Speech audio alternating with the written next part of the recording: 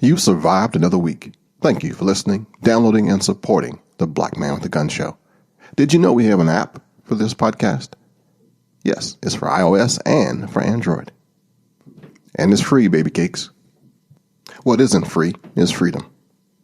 Every day you get up, there's somebody trying to infringe on your right to be you. This week, I'm letting my co-host take the reins. Michael J. Woodland interviews Kevin Dixie.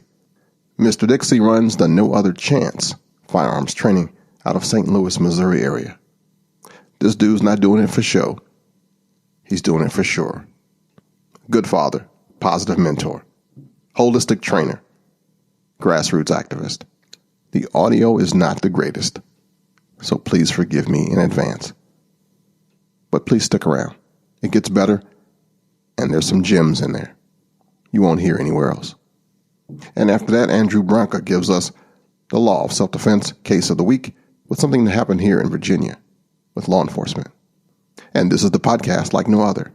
It's been around since 2007. I'm your friend and your brother from another mother, and this is what cool sounds like.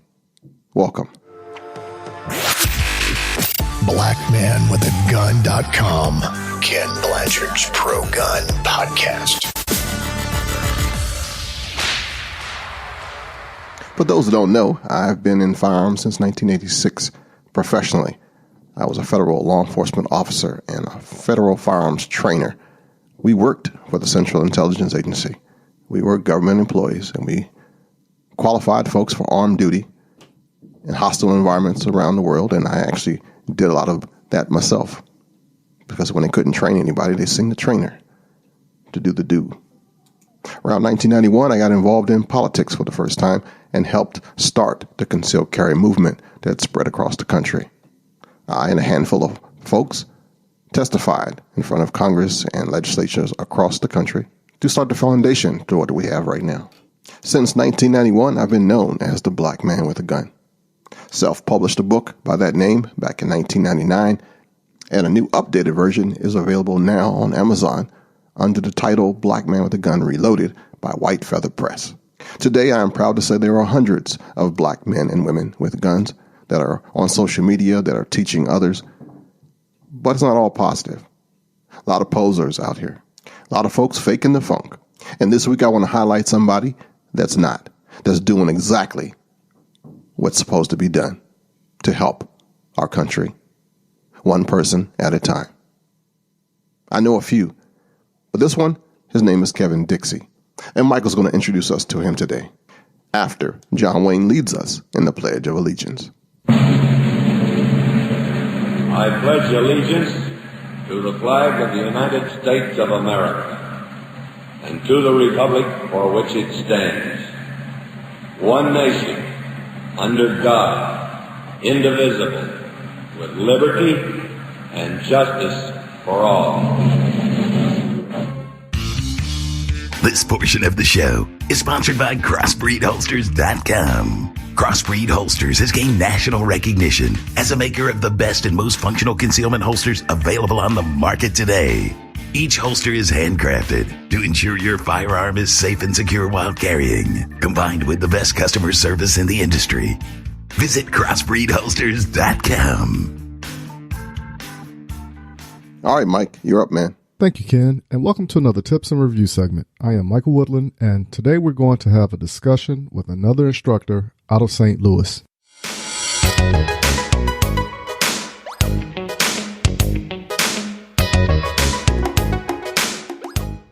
I reached out to my buddy Kevin Dixie of No Other Choice Firearm Training and asked if he was up for a discussion. He agreed, and here is our conversation. Kevin, how are you doing today? I'm doing just fine, man. How are you? I'm doing all right. Just trying to enjoy this holiday seasons and get ready for 2018. Yeah, it's right around the corner. That's it. So, let me start it off. Let me just ask you a little bit about yourself and No Other Choice on firearms training. All right. Well, No Other Choice is, my name, of course, as you said, so I'll be a little redundant. Kevin Dixie. I'm out of St. Louis, Missouri. And No Other Choice Firearms Training is my brainchild. program, and it's a different approach to firearms training or any kind of self-defense training. So I started off professionally dealing with firearms with my stint with the St. Louis City Police Department and in the prison division. And while there, introduced the firearm and got to learning the mechanics of it. I was really into them, though. More so than just, look, you squeeze the trigger and it go bang. I was like, well, why is it going bang? I was the guy, you ever just have the guy in any kind of class that just asks all the questions, and you love he's asking questions, but he's borderline annoying? Yes. Like, why is this working like this? What is going on? I was a 21-year-old kid, and I'm just like, this is really interesting. I like these things. And from there, it took off. So I noticed a lot of people in society were just some evil people. It was just the way it was. And I wanted to make sure that other individuals had a way of protecting themselves. And it kind of started really in part dealing with women. Having a single mom that, we had to grow up in the environment we grew up in. And then seeing all the heinous things that people were doing to women in particular, I was like, you know what? I want to start training them to protect themselves. I wasn't thinking about a business. I wasn't thinking like that. I just wanted to help them, give them a skill set. So I started with that, and then I just started noticing that, guys need to be able to protect themselves too. There's me equal and fair here. So I started bringing everybody in, and then at the same time was doing what I did for so long. The unfortunate part of my job was sending people places they didn't want to be. And a lot of times there was good people making bad decisions. Really good people that just in the heat of the moment made a bad decision, thinking they understood how laws work, thinking that self-defense is common sense, and they were making mistakes that was, changing the course of their lives forever. One day you're a good, hard-working parent, you do something at night, and the next thing you know, 10 years later, you've let your kids grow up. So I wanted to change that. Hence the name No Other Choice. We want to make sure that you understand before you ever use, I don't care if it's your physical ability to defend yourself or a firearm to defend yourself, want to make sure that it's the last resort and not something you consider to be your first option. Now, that's kind of where it came from. I got you on that, and which actually makes perfect sense as to why you're doing what you're doing. Now you go out and you do a lot of talking about training and support for the cause of training, but what is the one thing that upsets you about anything relating to firearms? One thing. I'll get one? Yeah, you can go as many as you like. There are a few tricky subjects for me, man. I would definitely say the first thing being the individuals that don't believe you have a right to protect yourself. It doesn't even upset me anymore. It just agitates. It's like, okay, here we go again with this conversation. But you know what? It's a conversation that needs to be had, and I'm more than willing to have it with people. But that's always one that tickles me. When it comes to, I'll use the term lightly, shooters, people that go out and actually, go to the range and do things like that. I would say that the one thing from a training aspect that bothers me, and normally when I say this, every trainer gets a chuckle out of it, so you probably will too, is I know it all first. Hey, I shot a gun in my uncle's house on New Year's Eve. I got this. Nothing you can teach me. I literally had a guy, I moonlighted the FFL here in St. Louis, the range St. Louis West. And we literally had an individual come in, and he was he came in, he wanted some parts for his gun, and we're having that conversation about his AR. He was talking to another competition shooter actually that works very well. And he's talking, he's trying to help him out. Time goes on, I somehow get wrapped up in the conversation. And I was like, hey, what are you building this, your platform for? I always ask people about their POF, POU, philosophy of abuse. I'm like, hey, why are you doing it? He's like, kind of don't know. I was like, well, you're building it to be a runner? Are you going to run this gun? Are you building it to be long distance? Are you building it to be just a blinker? And you don't really care how much money you got to do it. Like, what are you thinking? And his response to me was, oh, man, I know everything there is to know about shooting at rifles and ARs. I'm just trying to find some parts to put together. But, I'm an expert shot. There's nothing how I can be taught. Well, I didn't even ask you about being taught. I just asked you about why are you building a rifle. But when I think somehow I mixed in training with that, I said we're going to train with this thing.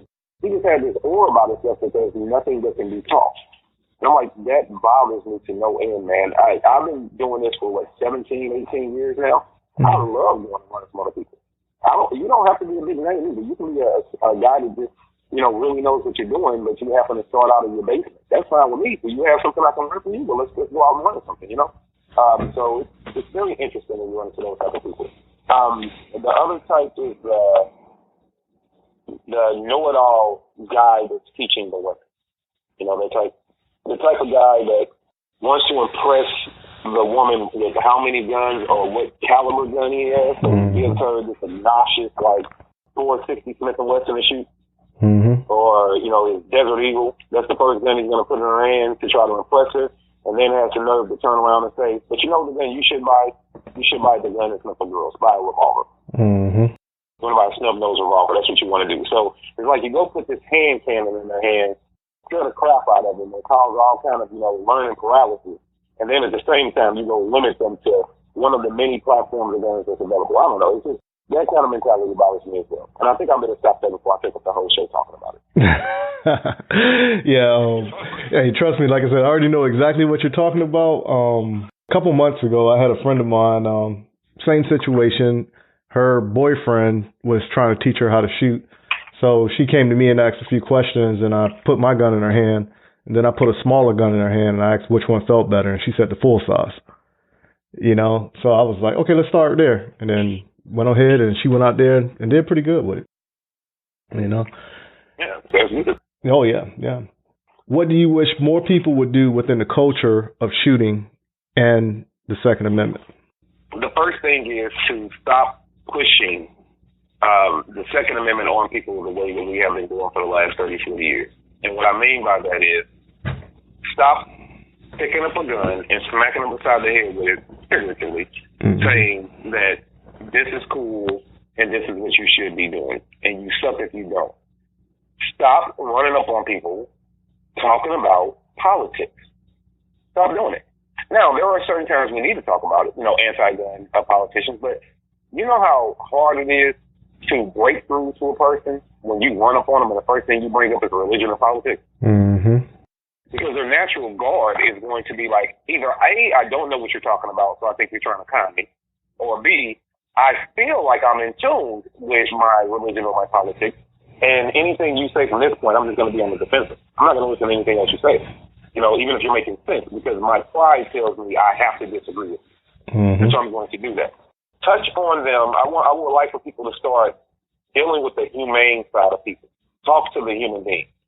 Don't let politics be the first thing you bring up. Don't let religion be the first thing you bring up. Just talk to them about them. Get to know them. If you're somebody, I mean, think about it like this. If me and you sit around and we talk about the Second Amendment, we don't even really talk about the gun itself. Me and you, we sit up and we talk about the Second Amendment.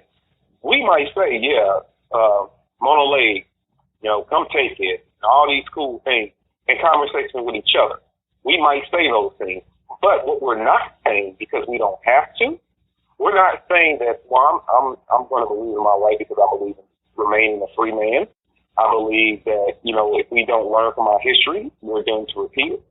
I believe that the lessons taught around the world, when you go back to Stalin and Hitler and all these other people, what did they do? They disarmed their society. I believe that I want to protect my children. I believe I have the right to go to the local grocery store and make it back home safe.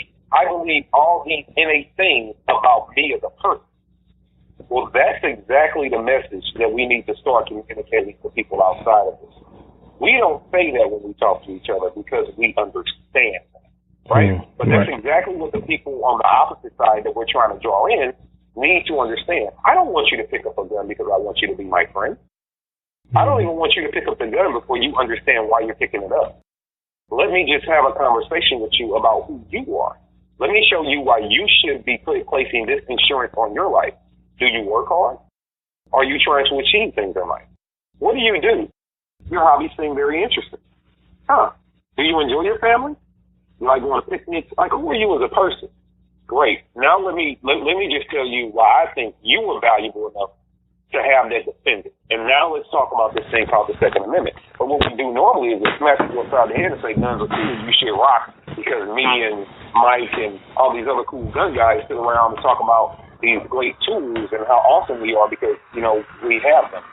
No, man. That is a losing fight, and we won't win that way. We have to understand that if we're going to get people to protecting themselves and executing this freedom and growing this market and growing the Second Amendment and growing the amount of people that are in it, please understand that we have to apply tactics. So while we're so busy taking tactical training and saying we have all this tactical equipment. You need to become tactical in the mind. Yep. You truly understand what the word tactics means. You know. Mm-hmm. So take off your plate carrier and pick up a book and understand the people around you and go have a conversation with them. And it should not always be the same type of person. I have nothing against the guys that are heavily bearded, white, tattooed veterans. I have nothing against them. Matter of fact, when you get to talking about guns, I understand you because we're on the same wavelength. You know what I mean? Like, you don't intimidate me. This is cool. Let's rock. It's just who you are as an individual.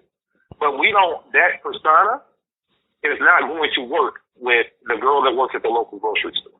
Mm-hmm. It's not. We need more people that are able to penetrate. Think about tactics. that are able to penetrate the avenues, the communities, and the market that we are trying to see the right side of it. But as long as we are screaming at the top of our lungs about all these guns and about all these rights and privileges, and we are not employing intelligence and true human nature into it, we're not going to win. Hence the reason for the aiming for the truth, which I'm going to talk about. But that's what I need people to do. That's what we need to do. And on top of that, the third thing is stop cannibalizing each other. Yes. I just talked about this a little bit on a video I just recently did. Stop cannibalizing each other. Okay, so I'm in St. Louis, Missouri. You're in Columbia, South Carolina. You're a trainer. I'm a trainer. What the heck do I look like hopping on social media having a problem with you for? Exactly. And understand something. That's the video that's going to get shared. Mm-hmm. If I come out attacking you based off, you put up a video and you have a philosophy on, say, Griffin's thing, let's just say. And I disagree with your philosophy on Griffin's thing. Not saying that it's horrible. I just disagree. And so I make this video about you, saying that, no, that's not the way you do it. This is the way you do it.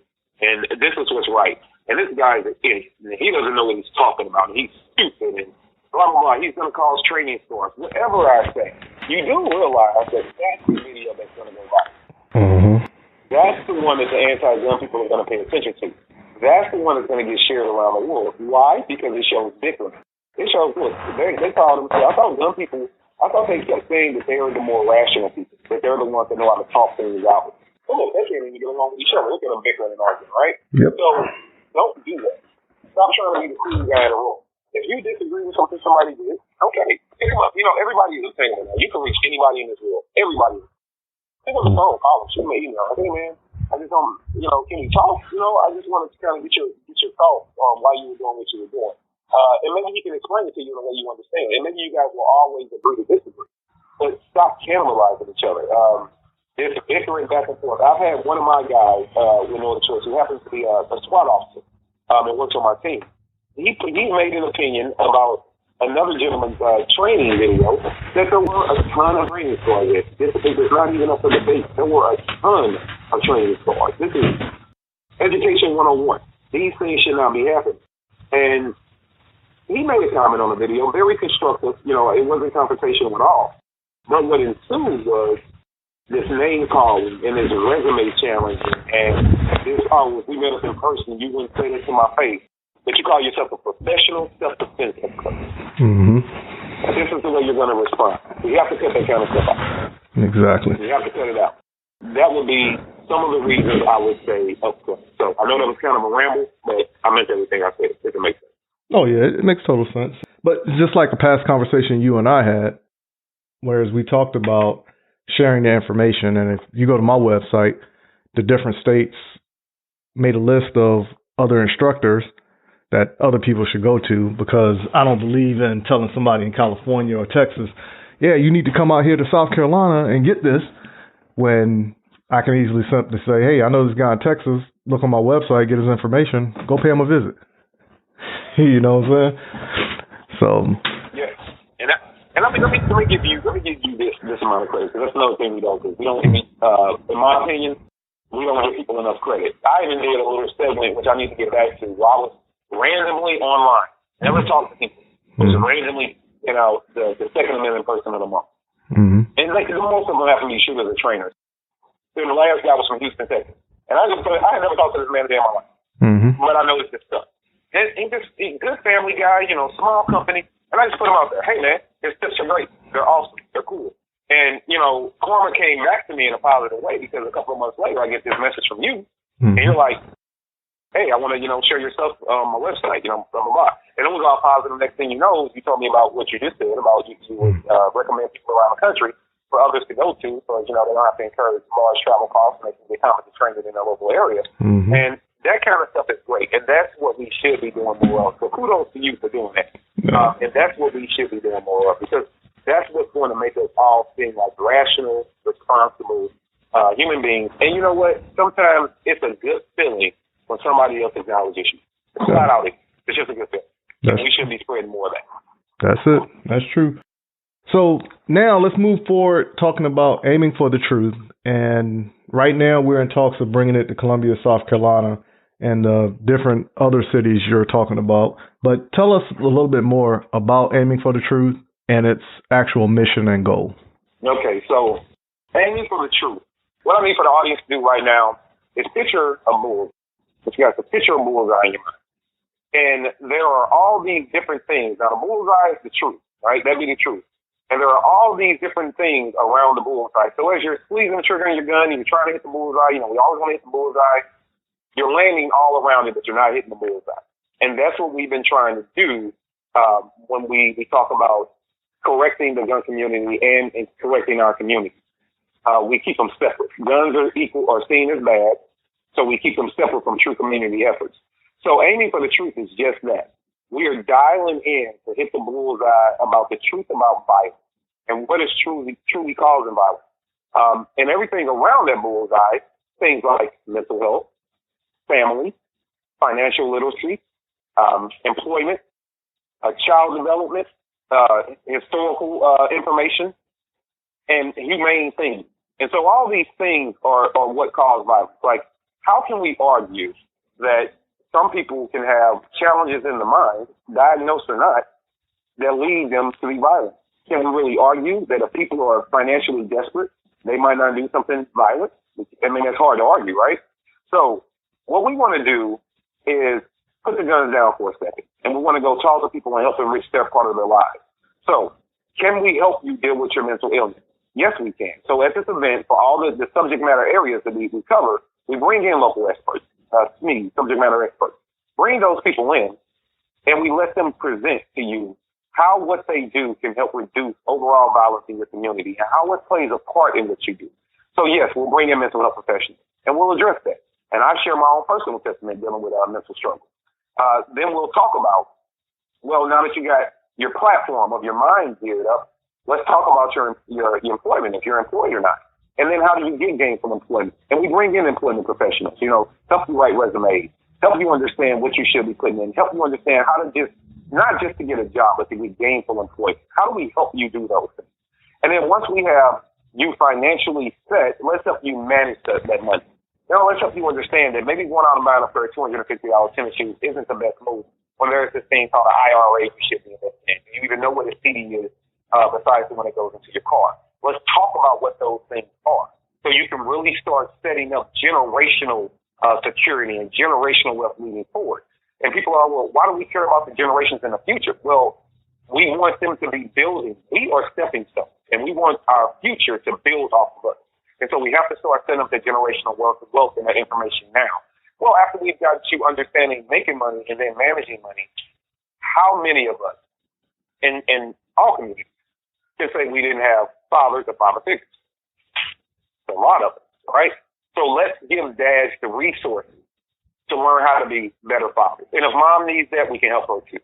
But I pick on the men because I just do. Men, they have their place that they need to regain in this society. And a big part of that is being active fathers. It just is. Let's get you the tools and tricks and tips. And I've taught father programs for years now. I've done one through the NFL. I've done one of my own. I go into schools and mentor dads about how to better interact with their kids. So let's get you that information and help you understand, hey, man, that pain and all that pain and suffering that you didn't have, that you went through because of your childhood, let's make sure they don't feel that. And then let's show you the inexpensive but so meaningful ways that you can do interacting with your children and building those bonds and giving your kids something to look forward to, giving them a father, giving them that. Because if we can get the kids having a parental figure that they respect and one that's engaged, then we have less kids out here doing foolish stuff, right? So not only have we kept the dad from committing a foolish act, the dad is now securing that child from keeping that child from doing a foolish act. So now we start to set a trend and we start to change things. And then, hey, how do you better communicate with the mom? How do you better build that relationship? Whether you're married or you guys just had a child together, how do you better build that relationship? Because family is the cornerstone of society. It truly is, and it's crumbling, and it's been crumbling for a while now. Mm-hmm. How do we reinvent it? How do we get that more solid? Well, let's give you guys the information you need, the ability and the resources you need to rebuild that family unit. Because if we have a family unit, the family hold each other accountable. The family will do all the corrective actions. We don't need the legal system to do it because the family will take care of it. Family then breeds community. Now community with the family is with the community. We're holding each other accountable. We understand what jobs are. We understand what financial literacy is. We're back in our children's lives. We understand how we bond with each other. I've dealt with any mental struggles. I've dealt with these relationships that are causing me to act out irresponsibly. I've done all these things. Now, let's get your child into a better educational system if that is an issue you're going through. Let's talk about things you can do at home. Let's talk about how you can get your kids a GPA up, how you can get their grades in school better, and different things like that you can do at home as a parent, and different programs you can put them into in your community. Let's talk about those things because you probably don't know what's there for you, and there are a lot of great resources when it comes to that. So now what have you done? A, you've helped the kid out because now you've got this kid the better resources. You then at the same time giving these parents more to be invested into their kids. Now you're actually seeing your kid grow. You're seeing what you did for them and how it's bettering them and their future. So once again, the family unit is starting to get bigger. It's starting to get bolder. It's starting to be more empowered. We want that. Now, after we've done those things, after we've exposed you to all these great things, then we ask the question. Here's the question. Do you agree that you can use all these resources to build this life for you? So we've helped you condition your mind, build with your family, gain employment, be a strong community leader, empower and push your children and everybody around you out to be better members of society. Everybody's going. Do you believe that there is somebody that will come take that from you in a blink of an eye? Somebody that will snuff that opportunity out. And you let the audience answer. And unanimously, they always answer yes. Everybody can understand that there's always a threat to their success. We can all relate to that. So yes, now, at this moment, let me talk to you about protecting what you're investing into. Once you have equity in your life, it's easy to teach you to defend it. It's not even a fight anymore. Once you have equity, now we can talk about defense of that equity, defense of that investment. If you don't have a life worth defending, it's very difficult for somebody to come and run up to you talking about guns are cool, Second Amendment. You're throwing a pebble against a brick wall. It's never one of them true. Well, here, it's like, okay, well, how do I defend that? Let's talk about this thing called the Second Amendment. So until this point, think about one big thing we've done. Even before we tell people to go pick up a gun, we've already helped them address mental illness, right? We've already got them tied into things that they value and they care about. So even when they pick up the gun, because they dealt with their mind and now they have things they're invested into, they're not going to do anything foolish with it. So now you have a great mind to educate. Because they're like, okay, how do I do this and do this right? Because I also don't want this putting my family in jeopardy. Great. So when we talk about the Second Amendment and we talk about the historical reasoning behind the fact that we believe in the Second Amendment and we don't want gun control and how that plays out in your life if we allow this to continue, then you can start getting people's attention.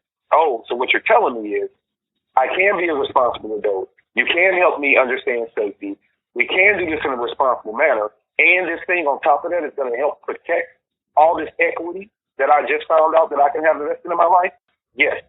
And then you mean to tell me there are people out there that don't believe I have the right to protect my equity and to maintain my family and just to keep my family safe? Yes, there are people out there that don't believe you have the ability to do that. Okay. Now we have the Second Amendment conversation. Now the mind is open because now you personally related to these individuals. Hold on.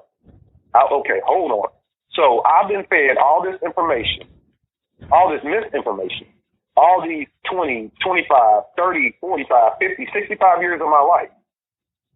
I've never quite looked at it this way. Exactly. This is the answer that we've all been looking for. aiming for the truth. Mm-hmm. All those things around it is what's causing violence. The truth about violence isn't guns, and people always want to focus on the gun. It's not the gun. Let's get to the truth. And everybody's truth might be different. But if we can address everybody's truth, we can get to the true roots and the true causes and aim for that truth and focus on it and dial in on it. Then we can reduce violence and we can create an educated society. We can create a society with equity built into it, with family, with the structure, with the information. And then we also hold people accountable. Now, you're accountable once you have the information, so we're going to hold you accountable. But it's a positive push for you to do better. And then part of that, protecting that, is you coming out to the gun range. You getting with people like-minded. So another thing that we like to do at this event is make sure that we're addressing the elephant that's in the room. I'm pretty sure you've been a part of this conversation. Sometimes it's very difficult to get some of the comrades on the other side of the aisle to understand it, and sometimes it's not. It's always a conversation of, okay, great. Now, once you've gotten me to the point to where now I understand. Thank you for sharing this with me. Now I understand. Hey, you know what else that I've heard over the years, or that my friends went through, or that my mom went through, or that my dad went through, is the fact that we don't know where to go shop. Because there's a history of being treated wrong when we go into gun stores. And I don't care how people try to deny it. That is a fact. That happens. And you walk into a place and you feel judged, you feel unwelcome. And sometimes you flat out have harsh things said to you. Well, one thing we want to do is, A, we want to drive anybody like that out of business, period. You should be treating everybody fairly. Second, I like to invite FFLs out to the event. Not only trainers, but actual FFLs. And the reason for that is also exposing to people, if this gun dealer or this trainer or this product maker is here at this event for you, then you know they have no issue with you coming to that event. So they get to come out, they get to talk, and they get to mingle and interact with people to build that community bond. So, hey, guys, it's not just about your green. It's just not about your money. I'm actually here to support you. So when I leave Columbia, South Carolina, or Atlanta, Georgia, or Chicago, Illinois, there's that community already being built on the gun side to say, hey, no, I'm here for you. And I'm sorry about anything you experienced before. Even if it was an employee hospital, I'm sorry about anything you've experienced before. As a trainer, I apologize for anybody that made you feel intimidated or made you feel like you weren't worth coming to take a training class or you weren't valuable enough. I apologize for that. But what I am doing now is I'm standing flat-footed here for you. What do you want to talk about? Hey, yeah, come out of school. Hey, sure, we'll get you a small discount on some stuff because I want to see you into this lifestyle. I want you to protect the equity that you've now discovered in your life. So, yes, let's mingle. Let's talk. Let's laugh. Let's eat a hot dog together. Let's just be peaceful. Let's just be humane to each other. Get to know me. Get to know what I do when I'm not selling guns. Or get to know me when I'm not at work at Walmart and what I do outside of that. And once we get to know each other, then it's easy to say, hey, here's my phone number. Here's my business card. Call me, man. Anytime you want to swing by, whether you're buying a product or not, whether you're taking a training class or not, let's just get to hang out and get to know each other. That's how you build community, right? And for people that will disagree with that, think about it like this. Why are we losing the fight for gun rights? Why? I'll give you one of the big answers that goes overlooked. People that happen to be anti-gun and that are just miseducated, right? They are the local bus drivers, plumbers, electricians, cable installers, teachers, local politicians, the guy that works at the corner store, the next door neighbor, the sewer division worker. They are in the community every single day. And I'm not picking on those professionals. I'm just throwing out random examples. They're in the community every single day. So they're spewing out gun control, guns are bad, look at the news, horror stories, sensitive wording. They're playing on people's emotions every day, and they don't even know it. The beautiful thing is when you get people to push your agenda, and they don't even realize they're doing it.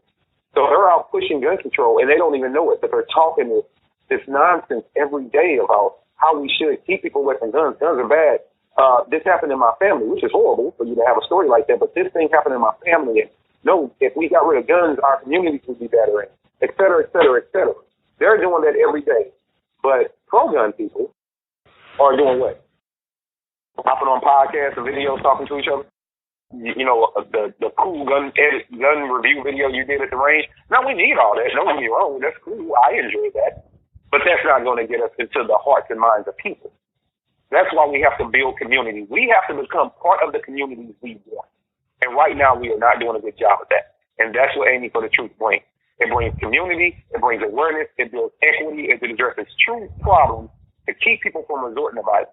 And another thing that shocks people when I say this, but I'll say it now. At Aiming for the Truth, we are not flailing around guns. We are not running around with our ARs and our cool pistols and showing them off. That's not what we're doing there. That's not the platform for that. So what we do is it is open to anybody and everybody, including the dreaded F word, being felons. It's open to anti-gun people, and it's open to felons as well. And here's the reason why. Think about it, Mike. You bring a family into your training class, right? Let's say it's a basic entry-level concealed carry style training. One of the things you're doing in that training class, you and many people all over the country, myself included, is we're not only teaching them how to be safe with this tool, but we have to show them, hey, unfortunately, if you have to use this, this is the proper way of doing it. I want you to remain alive, right? Is that pretty much what we're doing? That's it. So, imagine this. If you can rub a crystal ball and you can tell your last student that you put in training, if you can tell them that, hey, I know in 3 months from now at 9:30 at night, you are going to get robbed on Walmart's parking lot. This is going to happen to you. That's a statement of fact. My job now is to train you to make sure you have the best chances in that fight as possible. We rub this crystal ball, we know that to be a fact. You go on with your training, and you train them the best way you can. What if, however, a month after your training class, so they got 2 months left, we had this individual that was going to be robbing them. Now we have the criminal.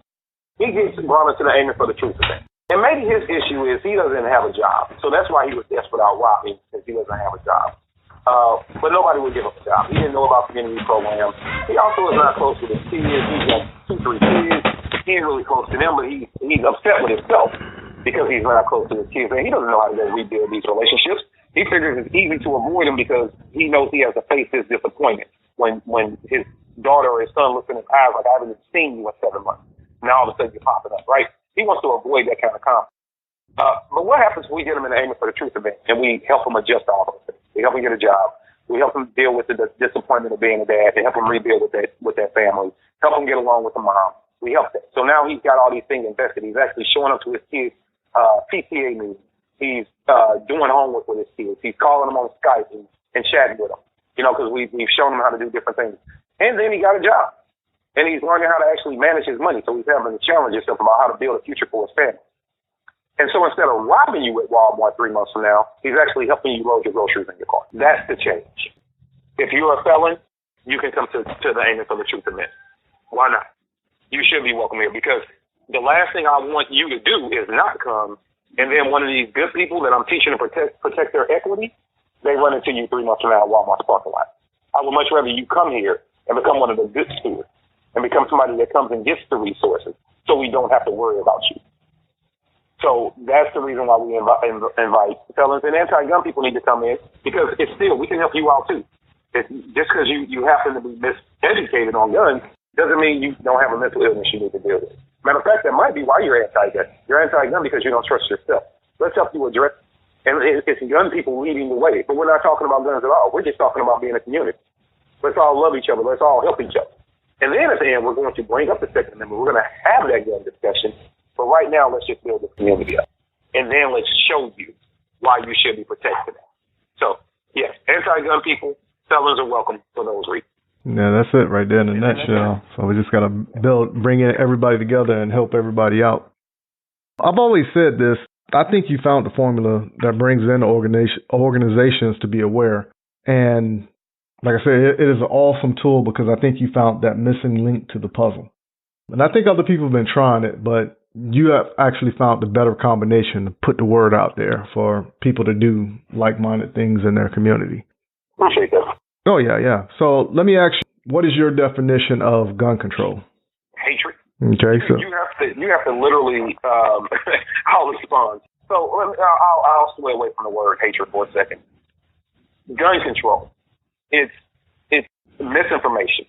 You want to control something that doesn't need controlling. If anything, we need more human control. And then you understand, and I don't mean human control like people in captivity, We need to help people control themselves, right? So they're not out doing silly things with firearms instead of blaming a gun.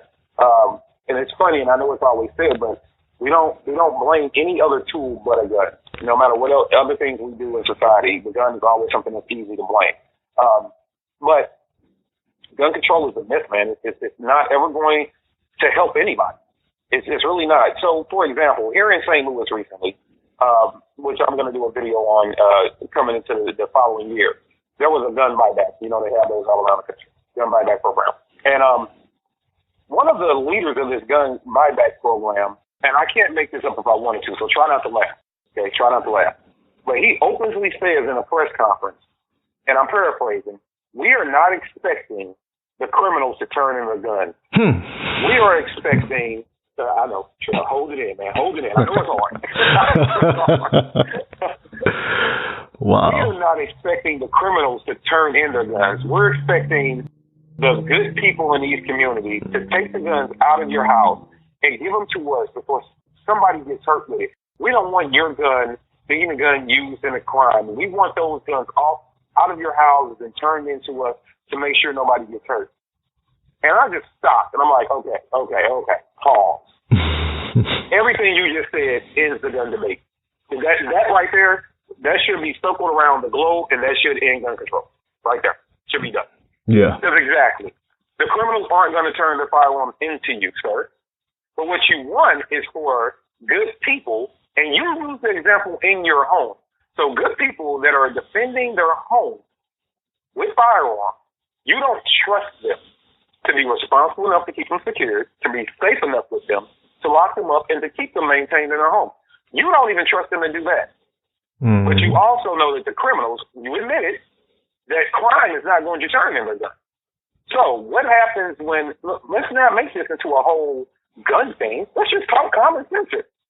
So I bring my 12-gauge shotgun or my AR-15 or my handgun to you because, you know what, you're right, sir. I'm going to agree with what you said. You're absolutely right. This thing doesn't belong on the second floor of my home in my wall safe. Absolutely not. I'm going to bring it to you. So I turn in my gun. A month later, my front door gets kicked in. How do I defend myself? Because you clearly said crime ain't going to turn it in. So how do I defend myself? Oh, you should be able to fight your way out of it. Okay, maybe, and that's not even a good argument. And I know you're a hand-to-hand expert. Maybe at 32 years old in great health, I might, if I, right situation, right corner, right, element of surprise, maybe I could get my hands on somebody and, do something. But what if I'm a 55-year-old man that hasn't worked out since I was 32? Now, I can move 5 pounds of pressure with my finger. I can do that. But I can't be going heads up with some 18-year-old kid that just kicked in my door with the strength of him. What am I going to do with him? And he's armed with a gun. What am I going to do with him?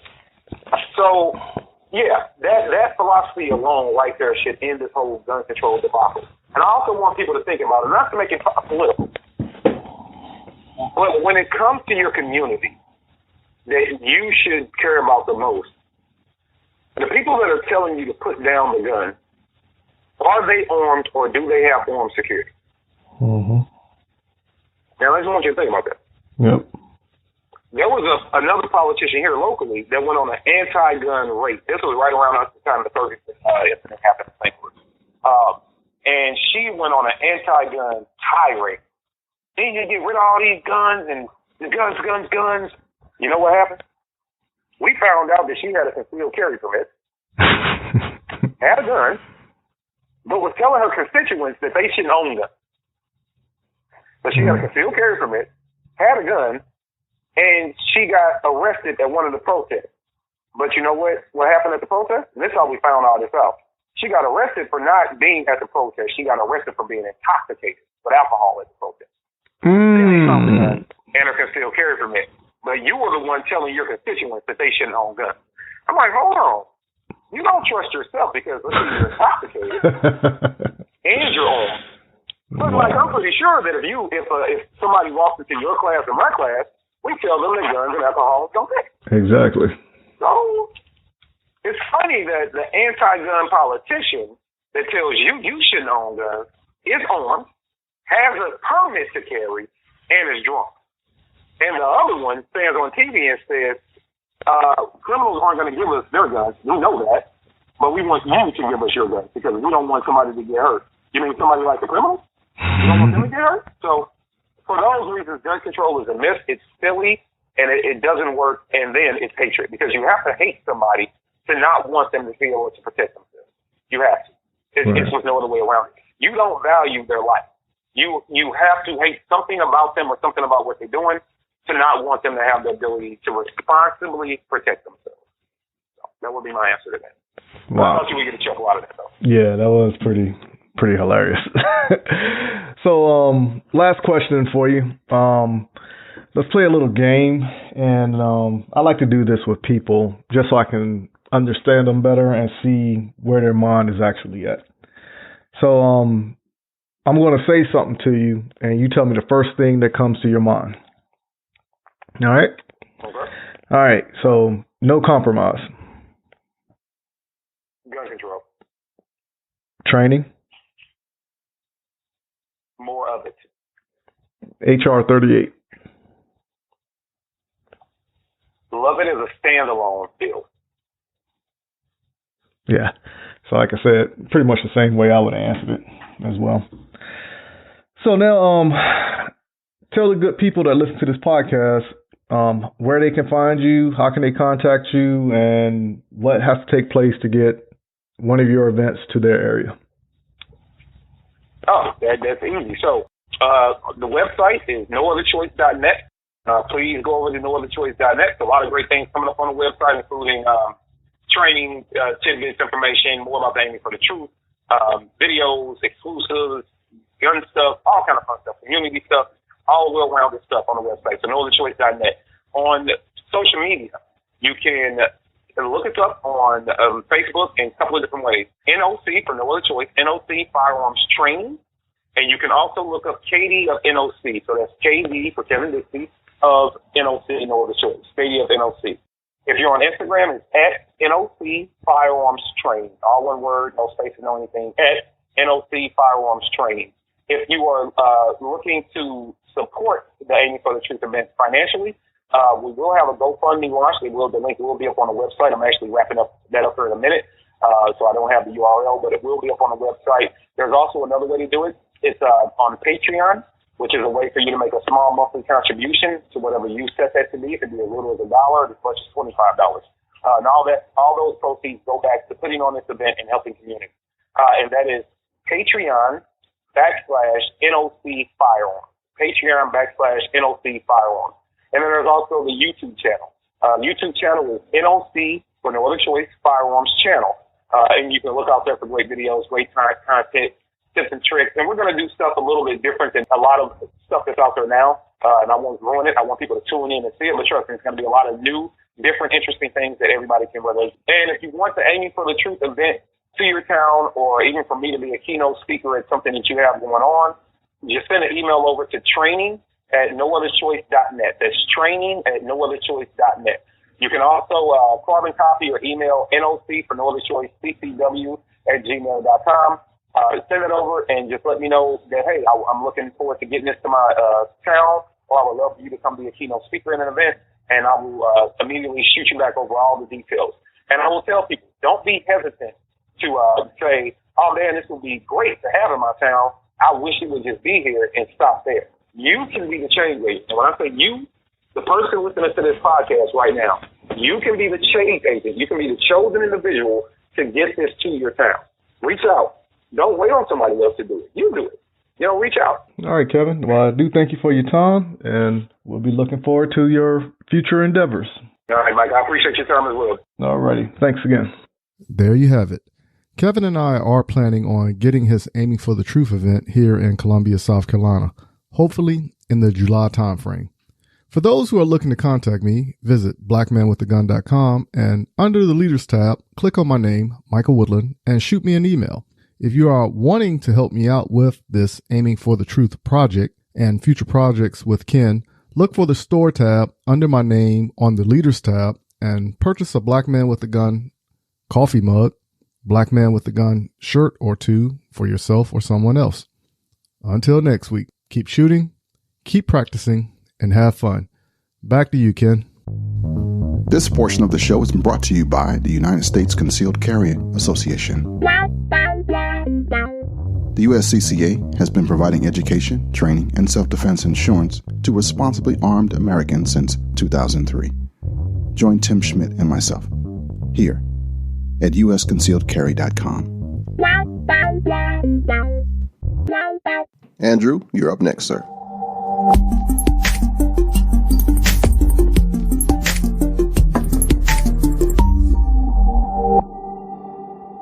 Thanks, Ken, for having me back on for another Law of Self-Defense Case of the Week. I'm attorney Andrew Branca with lawofselfdefense.com.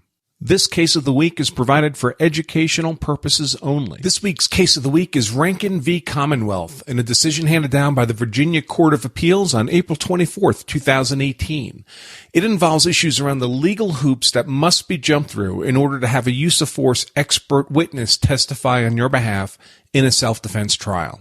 And what happens if those hoops are not jumped through? This case involves a Virginia police officer who confronted a non-compliant shoplifting suspect. The officer physically struggled with the suspect, then unsuccessfully deployed his taser, and finally drew his firearm and ordered the suspect to the ground. The suspect instead made a quick and aggressive gesture toward the officer, who fired twice, killing the suspect. The officer was charged with first-degree murder and brought to trial. The jury found him guilty of voluntary manslaughter, and the officer was sentenced to 2.5 years in prison. The officer appeals his conviction in part because of the denial by the trial court to allow certain testimony from a use-of-force expert witness that the defendant sought to have testify on his behalf to help explain to the jury why the officer's use-of-force decisions, particularly the firing of the handgun, were reasonable under the circumstances. Now, many folks seem to believe that an expert witness can be brought into court to testify on behalf of the defendant anytime the defendant wants such an expert witness. Unfortunately, that belief is mistaken.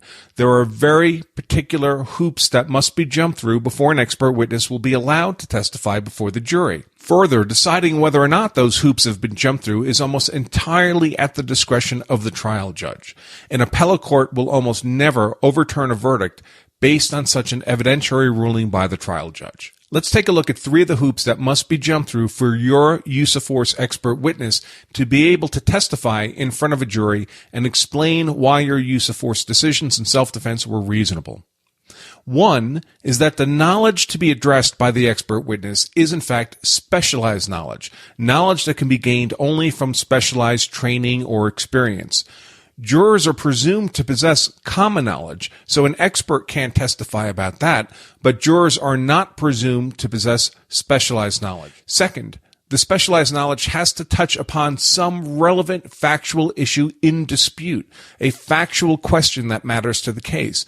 After all, the jury's role is to decide precisely those factual issues, so expert testimony is only admissible if it helps them do that. Third, any specialized knowledge to justify the conduct of a defendant, and this is particularly relevant in self-defense cases, must have actually had the potential to influence the defendant's conduct. If the knowledge could not have influenced the defendant's conduct, it's irrelevant to the issue in dispute. At trial, both the officer and his chief testified about their department's use-of-force policies. This included testimony that the policy provided for 2 levels of intermediary force between the use of a taser and the use of a firearm, specifically, first, hard control techniques such as a baton, and defensive tactics maneuvers such as taking the subject to the ground. Now, neither of these intermediary levels of force had been attempted by the officer in this case, and that officer would explain in his own testimony correctly that it was not required that every level of force be attempted, and that a police officer is trained to use the level of force that's appropriate to the situation. Now, at this point in the testimony, the officer tried to bring in his use-of-force expert witness to testify that the officer's conduct was not only consistent with his own department's use-of-force policies and training, but was also consistent with well-established and widely adopted police training and policies nationally. The trial judge, however, denied the expert witness's testimony on these national use-of-force policies. Why? Because the trial judge ruled that 2 of the 3 hoops had not been jumped through. Now, the first hoop, that the knowledge qualifies as specialized knowledge, not likely to be known to the jury, was certainly met. The jury can't be expected to know police use of force policies in any useful detail. The second condition, that the specialized knowledge touched upon some relevant factual issue in the dispute, was not, however, met. The question for the jury in this case was whether the officer's conduct was consistent with his own department's policies and his own training and experience, and both he and his chief testified on those issues. What other departments might do nationally was meaningless to that question, and thus not useful specialized knowledge for the jury. The third hoop, that specialized knowledge had the potential to influence the officer's conduct, was also not met because there was no evidence introduced at trial that the officer himself actually possessed this knowledge on national use of force policies at the time he killed a suspect. Remember, if you want to admit specialized knowledge in court in order to explain to the jury your decision-making in self-defense, you have to be able to document that you actually possessed that knowledge at the time you acted in self-defense and didn't just learn of it later. If you only learned of it later, it could not have influenced your decision-making at the time. The officer appealed his conviction to the Virginia Court of Appeals, which reviewed the trial judge's decision-making and decided the trial judge had acted appropriately in excluding this expert testimony. As a result, the Court of Appeals affirmed the officer's conviction for voluntary manslaughter. To wrap up, getting an expert witness on use of force to testify in front of the jury that your actions in self-defense were reasonable is absolutely awesome and often some of the most compelling testimony a jury will hear in a self-defense case. But you only get that option if you're able to jump through the necessary hoops. And of those hoops, the one you have an opportunity to control today is to document your own specialized knowledge, specialized training and experience as you acquire that knowledge so that you'll be in a position to show that you possessed it at the time you had to defend yourself at some future date. So document your training, folks. That's why virtually every reputable self-defense training organization, including Law of Self-Defense, offers certificates and supporting documentation for just that purpose. If you enjoy this content, I invite you to join us for the Law of Self-Defense live show every Wednesday, 2 p.m. Eastern. It's totally free to either participate live or to watch the recording after each show. For more information, point your browser to lawofselfdefense.com/show. Remember, you carry a gun so you're hard to kill. Know the law so you're hard to convict. I'm attorney Andrew Branca for lawofselfdefense.com. All right, Andrew, thank you so much. I want to thank also Michael J. Woodland and our new friend, Kevin Dixie. Thank you for listening, downloading, and supporting this podcast. I wouldn't even do it if you weren't here. In the past couple of weeks, I've been working really hard on building an online ministry called Speak Life. You can find out about it at speaklifechurch.net. It's going to be an outgrowth of the podcast, Speak Life Podcast, that is. Imagine an online church for veterans, hunters, anglers, bikers, and gun owners like you. A place where, hey, we fit in. And you can check it out on Facebook as well. Speak Life Church on Facebook.